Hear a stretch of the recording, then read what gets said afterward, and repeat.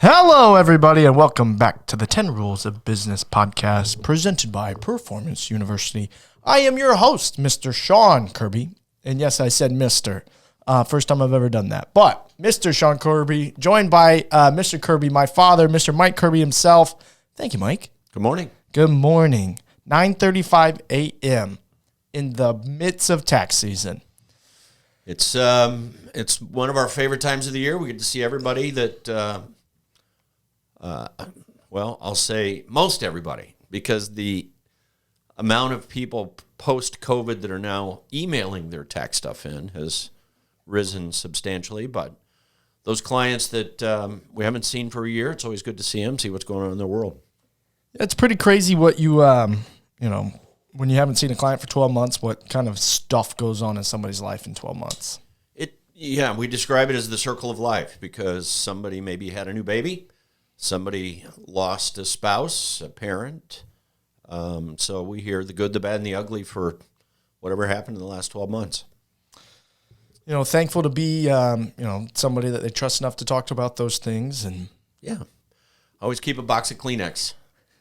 And sometimes those are brought out for whatever reason. So it could be tax conversation or a therapy session. So a little bit of both. It's a privilege to be a part of that, to be honest with you. Well, perfect. Well, so obviously we are here today. We have now recorded the first rule of business, stay in business. The second rule of business, make money. Third rule, know your numbers. We're kind of getting into now, number 4, the fourth rule of business, attract and keep good people.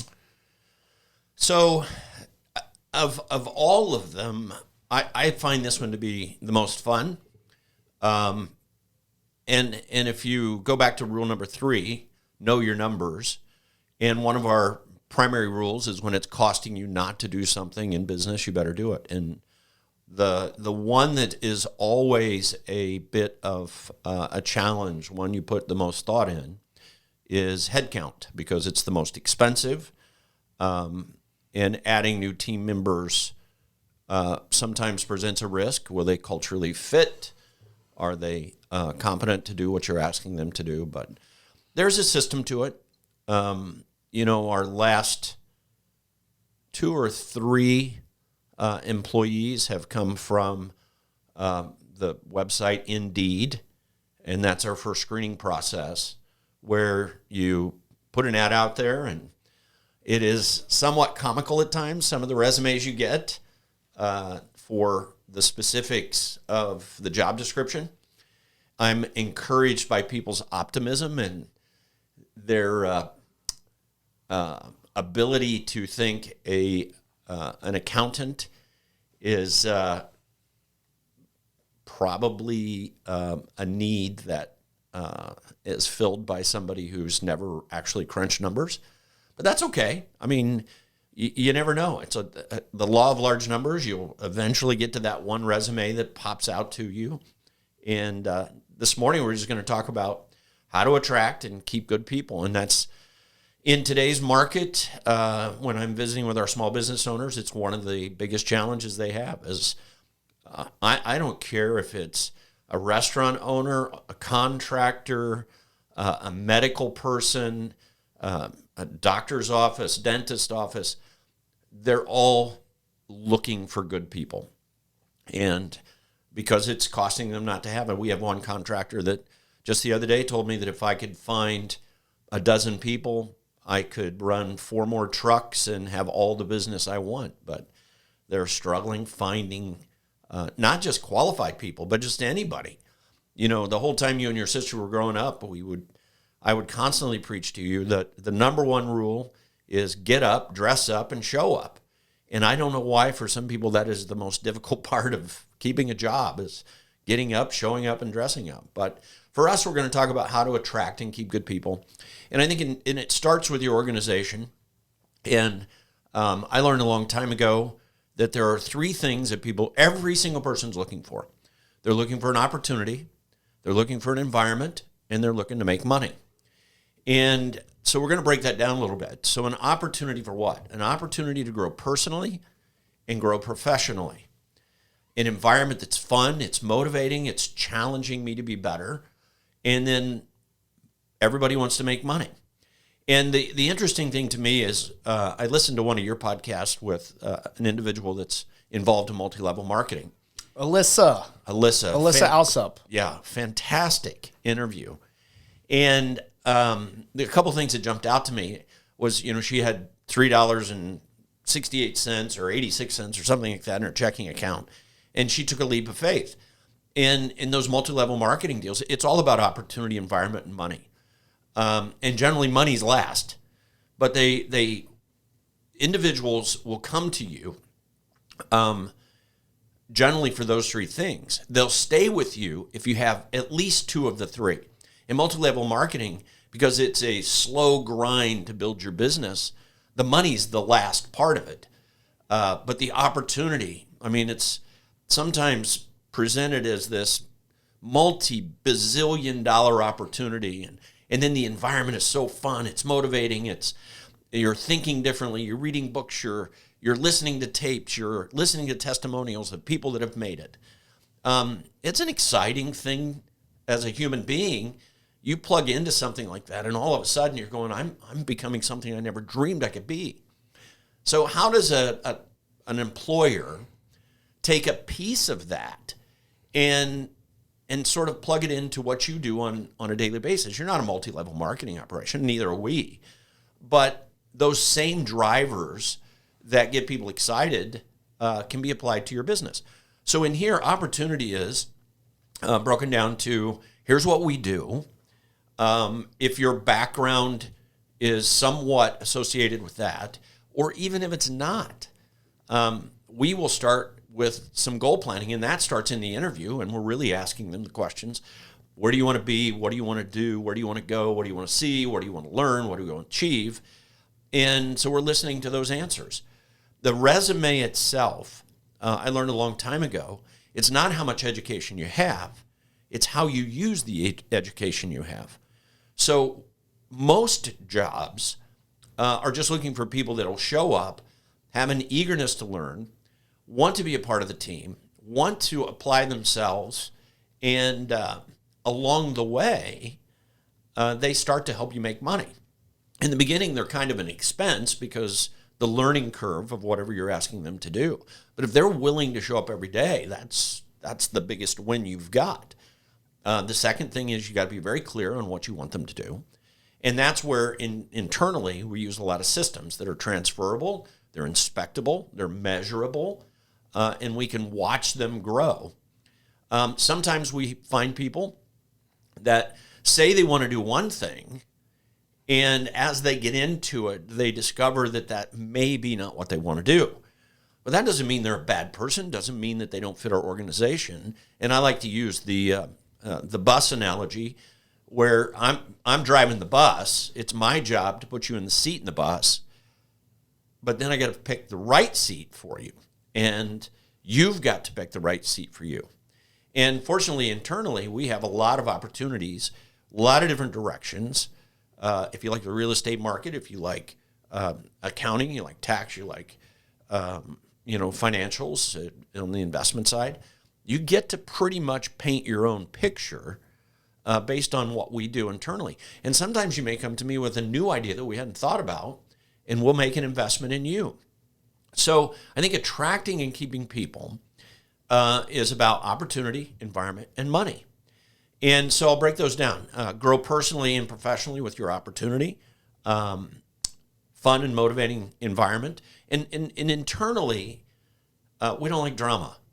And sometimes people can bring their personal stuff from home, and it's important that you listen and you care about that. But it's also important that they understand that this is a business. We'll listen, and if you've got issues, just shut the door. We'll talk about it. But when you come out that door, it's time to go to work and get your job done. And we're very flexible with that. If people need time off, we give them time off. If you got your work done and it's 2:00 in the afternoon and you need to go do something, go do something. We don't want to be so rigid that they just think of it as a 9-to-5 job. I got to be there. We want them to think this is they're part of our family. And we get to know them personally. We get to know their kids' names. Their kids come in here. We've watched them grow up. And because we're a family-owned business, that's a vital important part of what we do. I think not every business has that luxury, but it's important to know your people well enough to see just on the look of their face whether it's a good day or a bad day. And we recently had a young accountant. She's sitting for, she's actually getting her master's in accounting and will sit for her CPA. And she said to me, and this is kind of a millennial term, which is hard for me to wrap my head around. She goes, "This is my safe place. This is my place where I get to be me. There's no drama. I'm able to get my work done. I can have fun with the crew, with the other team members. I get to be me." Well, that's a huge compliment to us. And our ultimate goal is to find out where she wants to go and help her get there.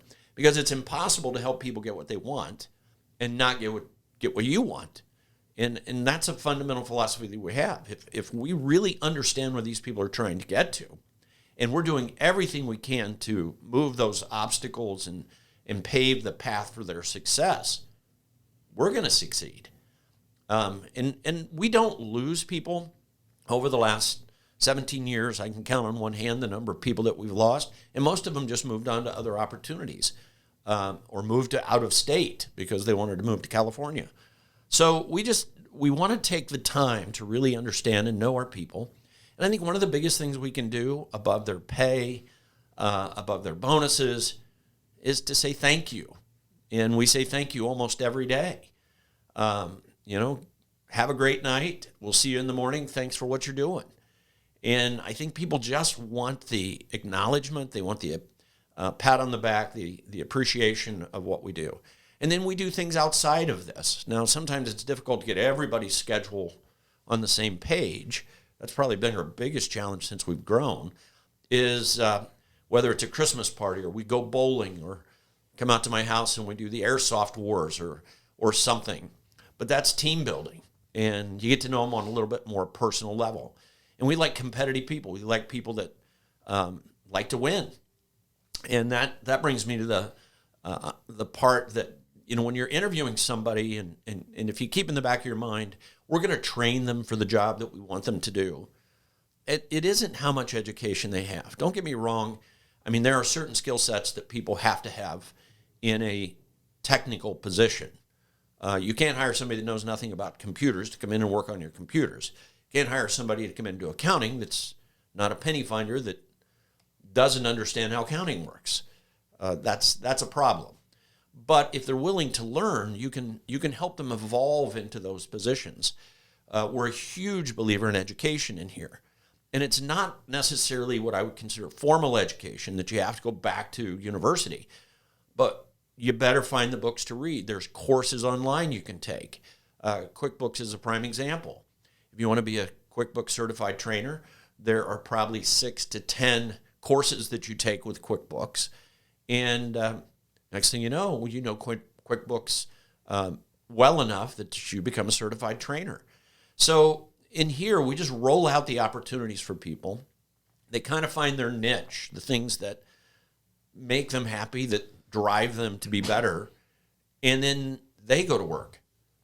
The one thing I do know is if it's fun and exciting, it tends not to be work. It tends to be a place you want to go. As Jill said, this is my safe place. This is the place where I get to be me and I get to be the better me. And our job is to encourage them to be the best they possibly can. And in turn, we become the best we possibly can. We, for the first time in, I'd say 14, 17 years, we're about out of space. And if you would have said in 2008, when we added on all the offices and everything else, in a matter of time, you're going to be out of space, I would have said, wow, not as long as I'm here. And here we are, we have a new intern and we have to put her here in this conference room because we have no place for her to sit. So that'll present some new challenges for us as we continue to grow. But we'll face those challenges as long as we're attracting good people, both from, it's not just our employees, but good customers, attracting good customers, keeping good customers. Then we'll be faced with a new unsolved opportunity, and that is, where do we put our people? I know in today's culture, there's a lot of people working from home. And as an old CEO, as a guy who like to sit in the lunchroom with everybody. I like to watch people. And I find people that move fast, work fast. I mean, if you get the slow moving, drudgery kind of ain't, don't care kind of person, they're going to be limited in their opportunities. And just by watching people, you can tell, man, that one right there is a go-getter. And what can we do to help that person get where they want to go? And you get to know them personally, and you say, okay, what are you trying to achieve? Where do you want to go? And then you'd start to move them up the ranks. Because if the opportunity is real, and the environment encourages that, they're going to be more than willing to open up and say, here's where I really want to be. And even if that's not with you, while you do have them, while you're helping them grow, your organization is going to be better. We used to say in the business that Lincoln freed the slaves in 1863. Just because they're an employee does not mean they have to stay with you, does not mean that they have to only be focused on you, because ultimately they play their favorite radio station, WIIFM. What's in it for me? And that's where the money part comes in. All of us want to make money. All of us need to make money. But we have to remember there's two parts to money. Income is what you make and spend. That's your wages. But wealth is what you keep. And in here, we're not afraid to have the conversation about ownership. And if they're willing to take some risk, if they're willing to grow the business, why wouldn't we say, okay? And in the accounting world, the legal world, other places, it's called a partnership. And why wouldn't we want to talk to them about the dream of being a partner? If they're that good and they're attracting and keeping good customers, why wouldn't we want to share that ownership opportunity? And quite frankly, it sinks the teeth in them that says, not only don't I want to go somewhere else, but it's too valuable for me not to go somewhere else. And you can't do that in every business. But the number one job of every leader is to start to develop their replacement. And, you know, if you're doing that on a daily basis, eventually you're going to find one. Because someday, either because of choice that you choose to retire, or someday you're physically not able to do it, you're going to turn that light off for the last time.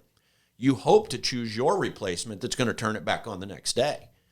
So when you're attracting good people, keeping good people, as long as you're the owner, not greedy, and willing to share your knowledge and your excitement and your vision and the money, you're going to keep them. For the most part, you're going to keep them, unless they have a huge life change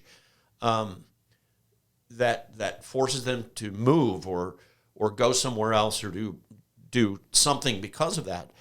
They're likely not to leave you. So the encouraging thing to me is for everybody listening, if you focus on opportunity, environment, and money, and if you're losing people, it really boils down to this. Have any two of those, opportunity, environment, money, have any two. I don't care which ones they are, and people will stay. Have only one of them, and people are leaving. So I'll give you an example. You can pay somebody 3 times what they're worth. But if the opportunity is limited and the environment is terrible, that person's going to leave. Because money's not the only reason why they're there. You can have opportunity environment, i.e. multi-level marketing. The money may be 3, 4, 5 years away, and they're going to stay. They're going to stick with it. It's a funny thing to me when you evaluate your business. If you're just turning people over and over and over, and I don't mean to be crass about it, but if you're a jackass to your people, you get back what you give. They're not going to stay. If you're treating them as though they're, quote unquote, not an employee, but a slave, you're done before you even begin. So you really have to look at your own personality and say, am I treating them the way I'd want to be treated? Am I talking to them the way I'd want to be talked to? And if you're losing people because of environment, there's an old saying that says the fish stinks from the head down. Start by looking in the mirror and saying, what is it that I'm doing that is causing these people to be uncomfortable, to be unhappy? Because you're not going to keep them. Conversely, if you walk in with a smile on your face, no matter what the situation is, because they're watching you. If you've got a bad situation and you blow up and you react instead of respond, they're watching you. Because we always have to remember that in leadership will be the next one, is they're watching both the good and the bad that you're doing. And I've learned as much from people who I didn't want to do things like as I have from the people that I did. The mentors were calm, they were complimentary, they were encouraging, they were saying, you could be this, you're so good, you can do this. Where the other ones were going, why didn't you do this? And only pointing out the flaws that you have, or quite honestly, undermining you, or promising and not delivering.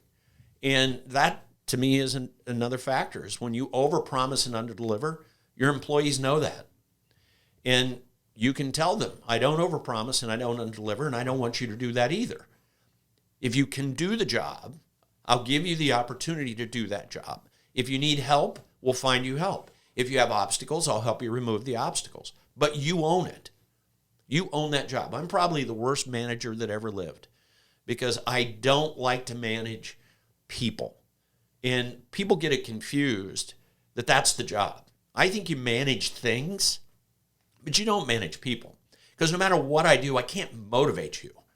I can inspire you, but you've got to have that internal motivation to get it done. You've got to have the internal motivation to say, this is my objective. This is the job I have. I'm going to do it the very best I can. If I have a problem, then I'm going to go to Mike, Sean, Lisa, and tell them that I have this problem, whether it's an education problem or it's a fundamental obstacle that I need help removed. And then I'm going to watch how they deal with that. If they're jumping in to help me get it out of the way, the environment's great. If they're saying, you fix it, you figure it out, that's a problem. Now all of a sudden they're going, you don't even care about it. Why should I care about it? And in the next episode, when we talk about leadership, there's a saying that says the speed of the leader is the rate of the pack. If the leader shows up late, expect your people to show up late. If the leader's lazy, your people are going to be lazy. If your leader's a jackass, your people are going to be a jackass. And it's culturally something that you have to build. You got to work on it every single day. You know, internally we're readers. And so I'll buy books. If I like a book and I think it'll help our staff, I buy 10 of them. Now, will they read it? That's up to them.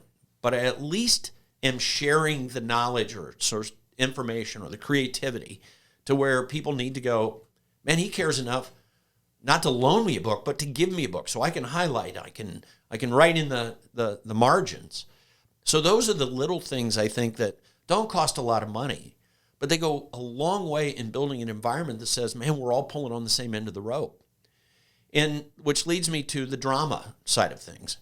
And, you know, we're human. Everybody's human. So occasionally things go south. Personally, they go south. In business, they go south. But you got to nip the drama right away.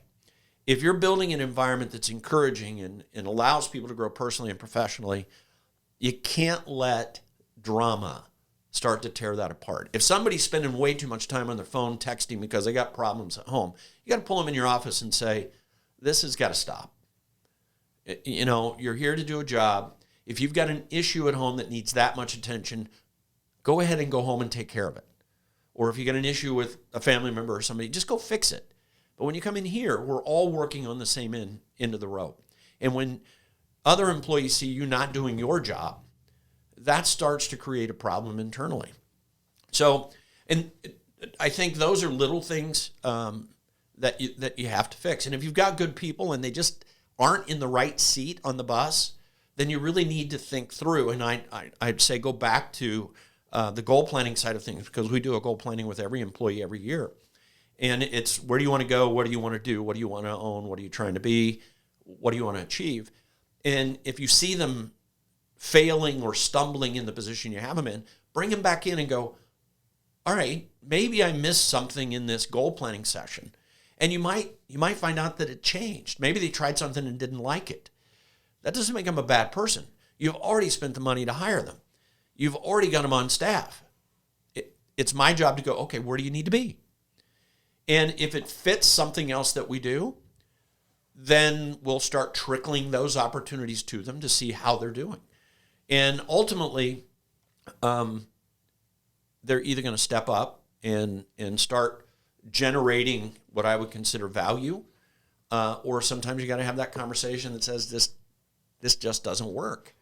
And we've been fortunate we haven't had those conversations, but you're not really a manager until you've had to fire somebody. If somebody's not pulling their weight, if somebody's causing a problem in the environment, if somebody's constantly backbiting other people or putting down the business, that's a cancer. You got to cut it out, and you just got to remove it. You got to remove it quickly. You do it with dignity, and you just say you're a star waiting to happen down the road. It just doesn't work here. And I would say that those are some fundamentals on attracting and keeping good people. The biggest thing is they're no different than a client or a customer. They're observing everything that you do, from the clothes you wear to the office you have to how you speak to each other, how you treat each other. And if you do it with respect and with dignity and with encouragement, you'll be amazed at the quality of people that you can attract. And to me, there's this stigma about millennials and youngers that they don't want to work. I would argue that's complete and total false. False. It's false. I would say they may not be aligned with us 60-year-old people fundamentally as far as what they want. But once you discover what they want, they dress up, show up, and they work their tails off. And ultimately, they will make your organization so much better than you imagined because they have big ideas. They've got technology. They've got streamlined processes that you've never thought of. And I would encourage you, if you don't have a young person on your team, find one. If you don't even know what you want them to do yet, if they just come in, the first words almost every millennial say is, "Why are you doing it that way?" And if you don't have a good explanation on why you're doing that, say, "Well, what are you thinking? Here's what I think. What do you think?" And you'll be amazed at how they will challenge you to think differently. So I wrote down these notes. I'm pretty much done with these notes, but let me ask you, in this environment, as a young college kid that came in, and of course you kind of grew up with this whole thing, but what do you see in attracting in good people? Yeah. So as somebody who is 27 years of age, and I kind of tiptoe that line of millennials, zillennial, right? So Gen Z, I don't think I'm too far from, which I was taught by the YLA group this last year. And also as like somebody who coaches young kids at the high school, kids are no different than they've ever been. They do challenge ideas. It's not that they don't want to work hard. They just want to work smart, right? I do think it comes down to the same three things: opportunity, environment, and money. Maybe sometimes their understanding of money is unrealistic to the marketplace, and they just don't know. Right. So sometimes that's a punch in the nose for both parties. But, I see people who are succeeding at my age who really enjoy the opportunity environment piece and aren't getting the money, or just are taking money early and starting to realize that they'd rather do their own thing, and they're using it as a funding mechanism to get to where they really want to be. I would say on the outside looking in, company branding of showing people, how fun the environment is where you work, or the opportunities your work presents, or the money you make doing your work, showing that on a, whether it's a social platform or on your website or something like that, you'll actually get inbound leads for people who want to work for you. I mean, that's the American dream, or at least my American dream here at the Performance Group, is that at some point we are creating such a cool online profile, and it really is how we live our internal it's not work fake. life. Like, this is all real life we live every single day, and I think there's not a lot of companies like us, and if they are, maybe they're just not presenting it the same way that we have the ability to now. I think at some point, if we get enough people that listen to these podcasts and they see all the things we're doing, they see we're taking steps outside of the normal financial world, you're going to attract people from all over the United States who, align with you, because the world's a lot bigger than just your hometown. Small town businesses tend to, hire within a 15-mile radius, and they just got to expand their reach. and figure out, different ways to recruit. Because I think, again, everybody knows we're in a talent crunch, right? You've got 11 million unfulfilled jobs, and there's not as many people that want to go work in the hard labor markets. So either technology is going to fill those gaps, or you got to increase the environment, and because what they've really just done is money. I talk to contractors all the time with what I do, and they still see the employee as a cog in the machine. They don't look at that on the same end of the rope. And I think that's a mentality thing. I think if you see younger service businesses doing well, it's because they're putting more into their people as an investment rather than just an expense. And I've heard you say that my whole life. People are an investment. They're not an expense. It may look that way on your profit and loss statement, but they should really be on your balance sheet. Yeah, I mean, and for us, if you've got a talented individual, but they don't necessarily do accounting or tax or investments, but they're talented, we'll be the benefactor and we'll build a business around them. Tricked out car and truck. Adam went to school to be a diesel mechanic, was going to go to work for John Deere and fix tractors. We happened to have an opportunity to buy a business that owed us money because of rent. And I went to him and just simply said, hey, if you want to be my age someday, crawling out from underneath a tractor in the mud, that's entirely up to you. But if you're willing to walk around with no money in your pocket for a couple of years and have ownership in a business that you put sweat equity in, not financial equity, because he was a college kid and didn't have any, let's try this and see if we can build a business. And we're going on our 9th year. Wow. And there's 9th year, and there's 4 new businesses because he's a dreamer.